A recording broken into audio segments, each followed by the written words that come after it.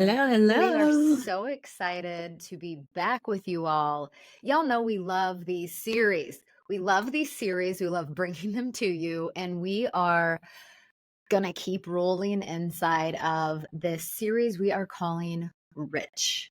Because what a better time than in the fullness of summer to bring it all in. And today we have another amazing guest that we're so excited to bring to all of you her wisdom, her insights on money, finances, all the things. Hello, Amanda. Hi. So excited to be here with you both. It's such an honor. Yeah, we're going to have some fun for sure. Let me tell you all a little bit about Amanda Strojny. She coaches corporate professionals. So, a lot of us out there, right? She also coaches yoga professionals and small business owners who are feeling disempowered with the financial industry and don't know where to start. So I'm really excited to dive into this financial roadmap and how you uniquely create it to your clients' money design habits and values so that money flows easily to them. We are really jazzed this conversation going. The thing that intrigued me the most with you is how you incorporate what feels like so much yoga, like a lot of yoga centricness into Mhm. your work. So maybe we start there. Yeah. Thank you. Thank you for again for having me on the show and for sharing with your community today. I think that the spiritual component, what yoga means to certain people is very different. And I think in our culture here in the US, we think of yoga more of the physical poses, but really yoga is rooted in the meditation practices, the ability to be still with yourself, to be able to be in silence, to hear yourself, to witness your thoughts, to dive deeper into your own consciousness. And that's really the yoga that I'm speaking of when I'm working with people is to incorporate some type of meditation practice and to get familiar with what it means to be with yourself. To start to build that level of self-awareness requires us to have a spiritual practice and requires us to get in tune with who we are and to get in tune with the fact of being with ourselves in the spaces that no one else is around, that are silent, where we hear our thoughts and where we start to understand what's really going on inside ourselves. And so I incorporate that when I work with people because a lot of people, maybe they've dabbled in meditation or they've done the physical practice of yoga, and it's a different level when you start to go deeper into meditation and you start to build out a practice for yourself and are really aware of that. And it requires discipline and consistency. And that's a big thing that I work on with people because I think we all like to try things quickly and move on. And what it requires is a continual, what I call practice. And I really return to that word often with my clients because all of this is a practice. Our habits are, we come back to them, our patterns, we're coming back to them again and again, and we're practicing them. And so that it doesn't put all that pressure on yourself to make it perfect, to feel like you're arriving somewhere. You're just continually practicing. And that's the spiritual piece of the practice that I think is something that is so important for everyone to find their own way of getting into that. I am taking all this in, and it just even feels like there's some pressure off hearing you connect the dots this way. Because for so many people, and especially a lot of women, I know there feels like this pressure even around money and going, oh, wait, I get to practice this and I get to do it in different ways. I get to have connection with it. It's not, am I doing money right, doing money wrong?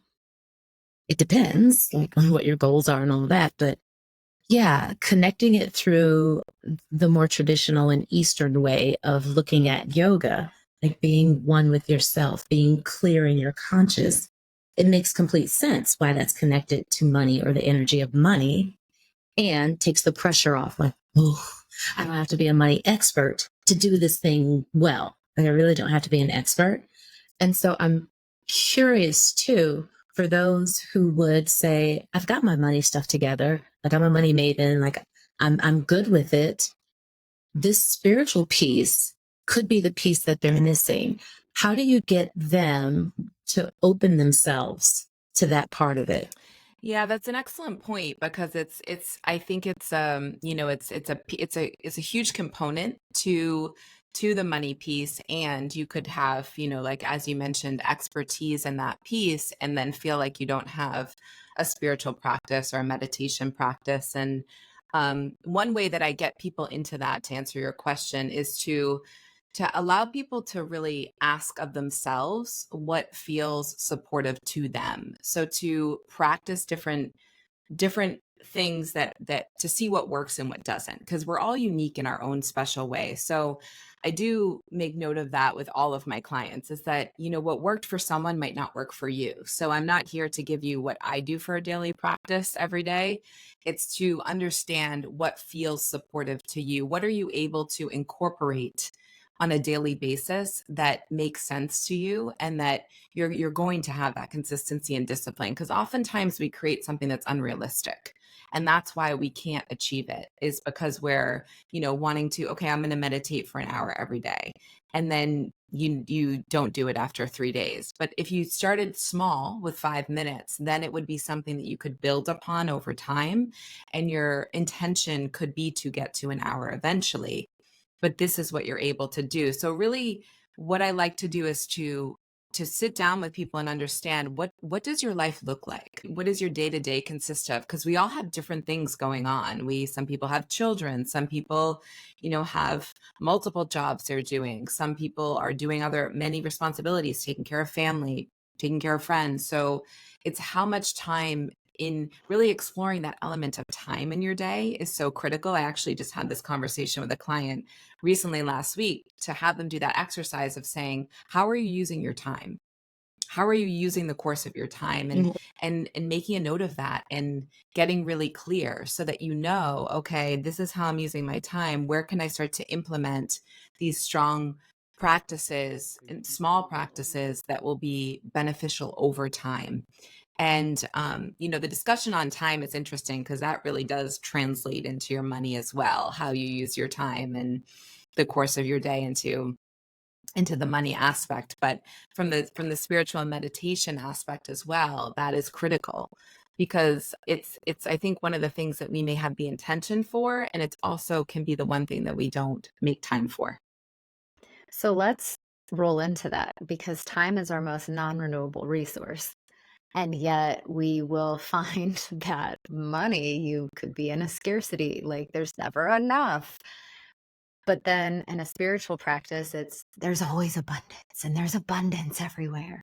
Abundance. We just hear this word again and again and again. And so I'm curious around this whole time relational space to money, and how you work Yeah. with people on that. Because I'm sure if y'all out there Mhm. listening, like maybe you're raising your hand, like, yes, that's me. I have two jobs, or the kids, and I'm managing the household and all the things. And I hear you saying, Amanda, that time Mhm. is in relation to my money. So let's open that door. Yeah, I appreciate it, because it's a huge component of it. And we have to get clear as people to understand how we're using our time. What first of all, getting honest. I think that's the first step that I'd put out there to people, is to really get honest about how you're using your time. And what that means is write it down. Be able to have that conversation with me or someone else, to say, like, this is how I'm using my time. I can outline exactly how I'm using my time during the course of a day. And I'm not hiding anything. And I'm not saying, okay, maybe I was on my phone for 5 minutes, but it was really 2 hours. Really being clear, like, this is how much time I'm using on each task, so that for yourself. Because honesty is really the key to that relationship. When you're really honest with yourself, you can say how much time you're using on things. Then it leads into you being clear on how you use your time. Because I think that that's a big piece, is people tend to say they don't have enough time. That's a common excuse, right? I don't have enough time. I'm too busy. I don't have enough time. You have no idea what I have going on in my life. I have all these things, and I don't. We don't know what each person is doing. And if you're really honest with yourself and you know how much time you have, then when you have these conversations, if you really can't do something, you have a reason that's honest in integrity with you. It's not coming from a place of just like, I don't have the time. You can honestly say, well, I use this much time for these things, and I only have this much time for that. And so I think that that gives you more integrity within yourself to know what's important to you and how you're utilizing it, so that you come into that place of knowing exactly how you're going to use your time. And that just is making you more aware of it for yourself. Because when it comes to making money, we can make money in all different ways, and people have levels of what they want for themselves, how much they want, where they're at with themselves. And so time can be an indication of, if you feel like you need to make more money, where am I using my time differently? Where could I use my time differently to get there if I need to? Or another example I'll give is, and I've had this happen with clients multiple times, where they aren't aware of how much money they actually want to make or need to make or are looking to make for success. And so every opportunity they're jumping at and getting, oh, it's more money. Okay, I'm going to go do this. I'm going to go do that. And ultimately, when you distract yourself so much and your time is not your own and you're constantly just running over here and over there, you don't have the awareness within yourself or the discipline within yourself or the consciousness within yourself to really know what you're going for. And so ultimately, none of that is going to bring you the success, quote unquote, that you're looking for in yourself. You're going to be in that constant hamster wheel. And we all know what that feels like. I think people listening, probably both of you can resonate, shaking your head, like, I'm going to go do all these things, but I'm still not where I want to be. Yeah, I have certainly been guilty of that. A coach asked me to do a time audit, and I really thought we were coaching about something very specific. And so I did my time audit, and what they came back with was, yeah, let's relate this to your money. You're wasting a lot of time. Are you finding that you're wasting a lot of money? I was like, damn, I am. I am. The level of awareness is astounding. So I love that you're bringing in the connection between time, the money, the whole money principle. So, and I may just be this whole concept of money thing, but like there's a relationship we get with money. And so I'm curious for our audience too. This may be new for a lot of people. Making the money, I spend the money, I pay the bill, like whatever they do with the money. Relationship. So can you talk a little bit about how you help people create a relationship with? Yeah, I appreciate that question, because it is. I think it's a really important practice to think about your relationship to money and to view it as a relationship, as you brought up, that most people don't view it that way. And I think when you start to view it that way, it takes the form as it would of any other relationship. So you create it almost as an archetype for yourself, as a relationship of who is this person? Who is this person in my life? So we think about relationships that we have in our life, and when people are looking for a partnership, a type of relationship, they tend to think about the qualities that they want, the qualities that they're seeking in someone else, and the qualities that they have within themselves. And so to do that practice when it comes to your money as well, to say, what is it that I'm looking for in this relationship? And what is my relationship to it? What do I constantly go after? For example, you think of a regular partnership or relationship. So what do I go after? Do I go after things that are cheap? Am I constantly looking for a deal?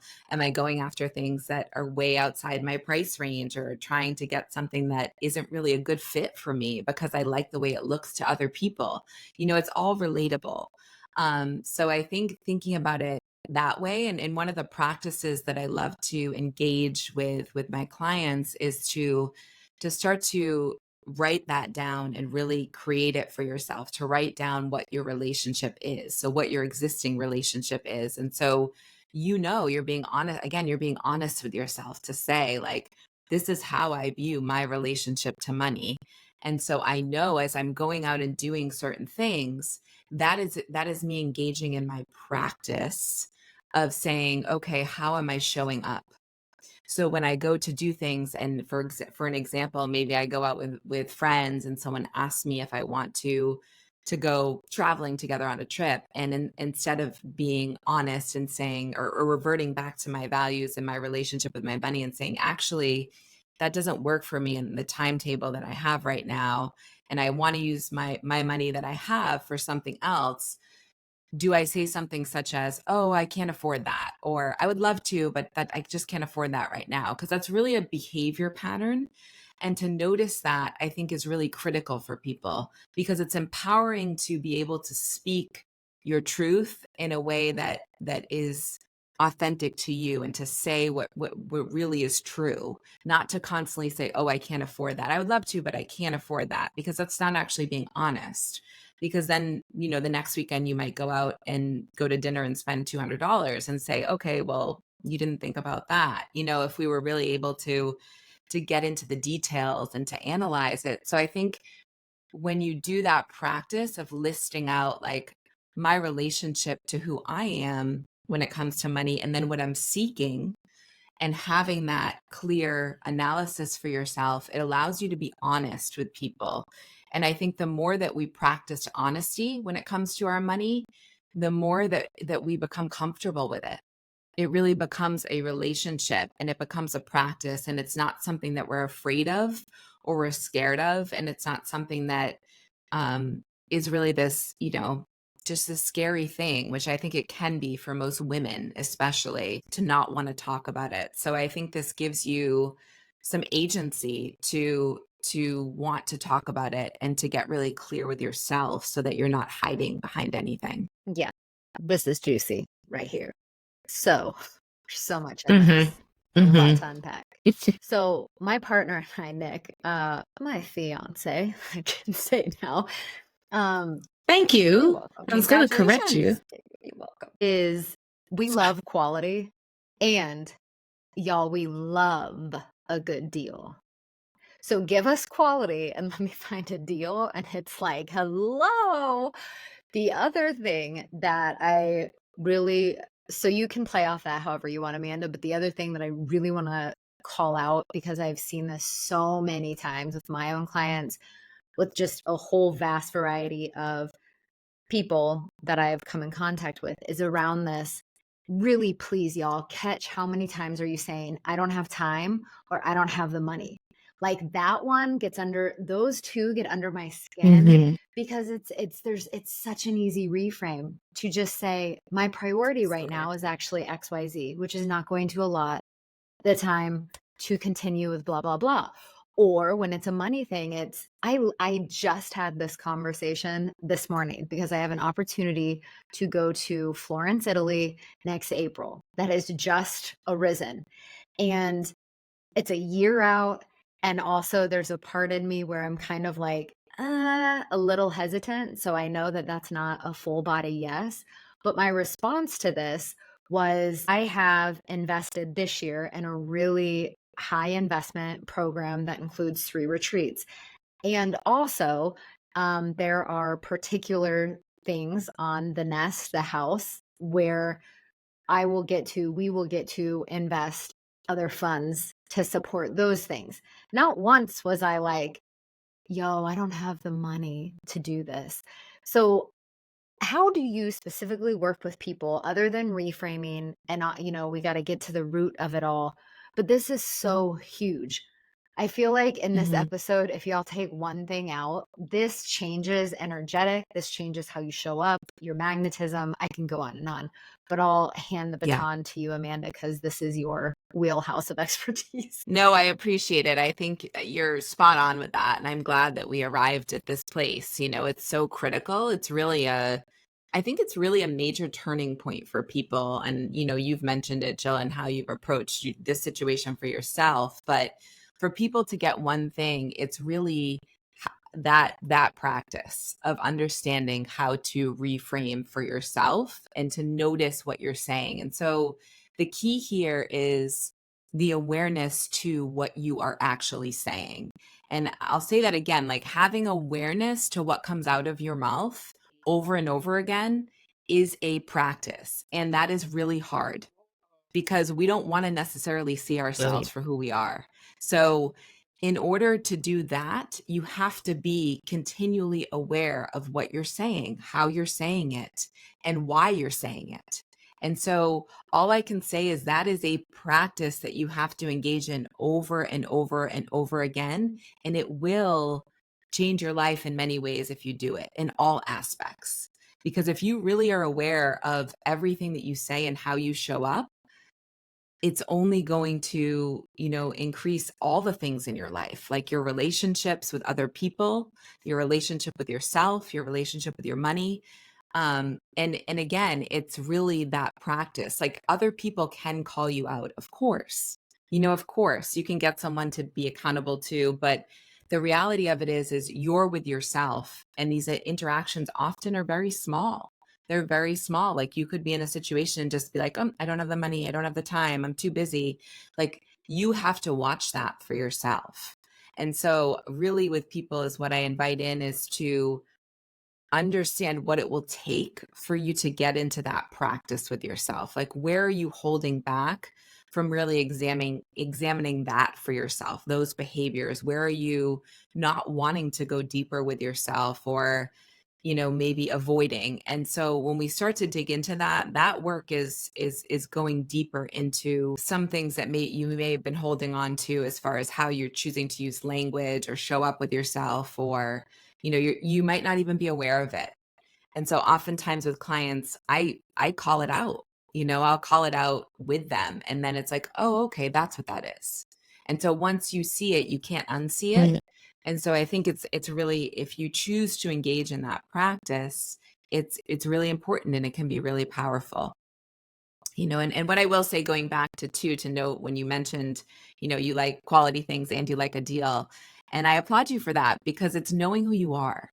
It's knowing who you are, and it's knowing when you may be going after that deal, because is it something that is in your behavior or your patterns of like, okay, we have to save money. We all constantly have to save money. We want to get a good deal.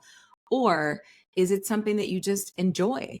Maybe you enjoy going after a good deal. I don't know you enough to know the answer to that, but I think it's asking yourself those questions to know the difference, because there's a difference between not doing things that you want to because you're afraid of how much it costs, versus choosing to do things at a certain price point because you want to be able to expand and do more for yourself, or you want to have a certain quality of life, or whatever the case may be for you. So there's a big difference there. And I think that when you start to unpack that for yourself, you are the one that knows the difference. And when you know the difference, then if going after the deals is something that you enjoy and it actually gives you pleasure, and it's, something that is important to you, then that's great, but if it's Oh, coming from a place it's of orgasmic. scarcity and 100%. fear, yeah. It is pure joy when I get the Yeah, deal. exactly. And it's still quality though, y'all. It's still My quality. husband's the same way. So I know. Yeah. It's a fun Yeah. little game. And like if I can't get it on Mhm. deal and it's very high and it's the quality and it's the thing that we really desire, and Stacey knows this, like we're gonna invest. Like then it's an investment. I mean, all things are an investment piece. It's been the biggest reframe for me. It's Mhm. like, and this is an investment, and Yes. this is an investment. Everything. The clothing in my closet, and Stacey's the same. Like that was a big one Yeah. for me too. Yeah. I think that that's really important. I love that you brought that up Yeah. too, because investment is interesting. When we look at, especially people in the entrepreneurial space or people that are doing businesses, you look at courses and things and you say, okay, well, I've spent this money, or why am I spending this money? And when you think of it as an investment for yourself, I think what's important about that is that you want to be clear on what you're investing in and why. And so just being really clear on that, and getting honest again with yourself to say, why am I investing in something? And so when I choose to invest in something, it really, that's why it goes back to that conversation on saying I don't have the money. You know, you hear people say I don't have the money for something, but it's really they don't want to invest in that, or they're not choosing to invest in that. And so what I find really powerful when I have people come in, or when I get that response to people, is I start to just ask them questions. I just ask them questions like, what do you have going on? What's going on in your life right now? What are your intentions here? What are you interested in? And from that, I get information. And so I start to understand, okay, it's not about that they don't have the money or they don't have the time. It's really about what they're choosing to put their time and money towards. And it's not this right now. And that's okay. You know, it's okay. But now we're getting to the honest part of the conversation versus the initial, just like, you know, I'd really love to work with you, but I just don't have the time, or I just don't have the money, because that's not really what they're saying. And it's so interesting because I think we all try to do it. And part of it is to make people happy, you know, to We need please to stop people without bullshitting being ourselves. giving them the truth. Really. Yeah. We need to stop BSing ourselves. It's We refreshing when do. people I was comment, trying I think. to like just focus on that honesty because I heard you say it, Amanda, like a bunch of times. Like that honesty changes everything. I'm even thinking of the people you work with, corporate folks, individuals, small business people. If they could just be honest about what they're doing and what they truly desire, like how much faster could they get the help from you versus being Exactly. in resistance? Like, no, I don't have the time. I don't have the money. And I keep thinking about this whole, like, just the honesty that hit me when I did my time audit. It's like, I don't want to share that. But that also gave me the shift that I heard you allude to, Amanda, like the difference between spending and investing. Yeah, I was spending a whole lot of time, but I wasn't consciously investing my time in the things that were in alignment with what I say I truly desire and want. But when that shift happened, like a whole lot of stuff changed. But it's about getting to that honesty space. What would be different for so many of us if we could just be honest? Like just be honest with yourself. Like Yes. there's stuff I know I have air quotes wanted, like, oh, I want these degrees. I want this title at work. I want this. I want this. I want this. But if I was being really honest with myself, like, I don't want any of that. I don't want that. That's what society says I'm supposed to want. It's what, you know, the family says or friend, like whatever it is. No, what do I really want? It does change everything. Like that connection to your own honesty, game changer. And it's not easy. And again, it goes back to really knowing who you are. Yeah. Knowing who you are. And it's a process and a practice to get to that core level of not what other people want for me, not what, you know, I thought I wanted, but what I really want for myself. And that equates to the money piece and to the success piece, you know, like if how I define that for myself only has meaning if it's meaningful to me. And so it doesn't matter how other people view it or see it, or, you know, all those things. It's really what's important to me. And so it's hard to, you know, it's hard to do that if you're in a world where you're constantly just trying to please everyone else. But if you come back into that space, that's when the big shifts happen. Why is that? Why is that song? Is it Spice Girls? Tell me what you want, what you really, really want. No, tell me what you want, what you really. I wanna. This is a good. I wanna. Good spot. We're gonna wrap this part one with Amanda. Ooh, I got questions written down. We'll be back with Amanda next week to keep diving deeper into all things you, your money, your behaviors. And we're grateful that you took some time and tuned into this episode. Thank you, Amanda, for being here with us. Thank you. Thank you both. This has been great. We'll see you all next week. So good. Bye. Look forward to it. Hey.